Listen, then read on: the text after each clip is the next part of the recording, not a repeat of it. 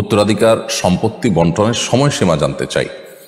অনেকে এটাকে খুব একটা গুরুত্ব দেন না, বন্টন করবে বলে গড়িমসি করে সময় পার করে দেন এবং এতিমের হক ভোগ করতে থাকেন। এই সমস্যাটা আমাদের সমাজে ব্যাপক। আশা করি বিষয়ে কথা বলবেন। ভাই ওহিদুর রহমান, বাবা মা কিংবা ভাই বোন কিংবা স্ত্রী স্বামী যে কোনো ব্যক্তির মৃত্যুর পর তার ওয়ারিসদের কর্তব্য হলো দ্রুততার সাথে মৃত ব্যক্তির কোনো ওসিয়ত থাকলে সেটিকে কার্যকর করা, তার দাফন কাফনের ব্যবস্থা করা এবং তার পরপরই তার উত্তরাধিকার সম্পদ বন্টনের উদ্যোগ নেওয়া।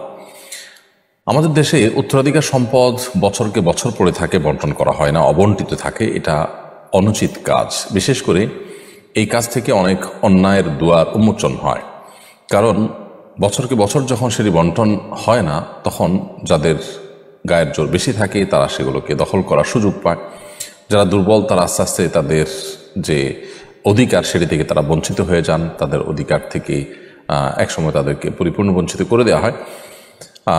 এবং বিশেষ করে মৃত ব্যক্তির ওয়ারিসদের মধ্যে কেউ যদি ইয়েতিম থাকে, তাহলে সেক্ষেত্রে ইয়েতিমদের সম্পদ বক্ষণের যে ভয়াবহতা, কোরআনে যেটাকে নিজের পেটে আগুন প্রবেশ করার সাথে তুলনা করা হয়েছে, সেই অপরাধটি নানাভাবে সংগঠন হয়ে থাকে।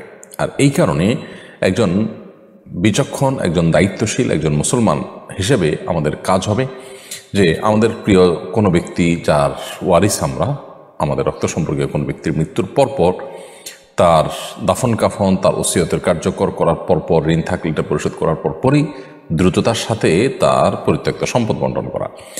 মৃত্যুর পর দ্রুততার সাথে যদি পরিত্যক্ত সম্পদ বন্টন করা হয়, তাহলে সেক্ষেত্রে সমাজের এক শ্রেণী মানুষ বলেন যে লোকটা মরে সারল না, এখনই তার সম্পদ ভাগাভাগিতে লেগে গেছে তার আত্মীয় স্বজনরা।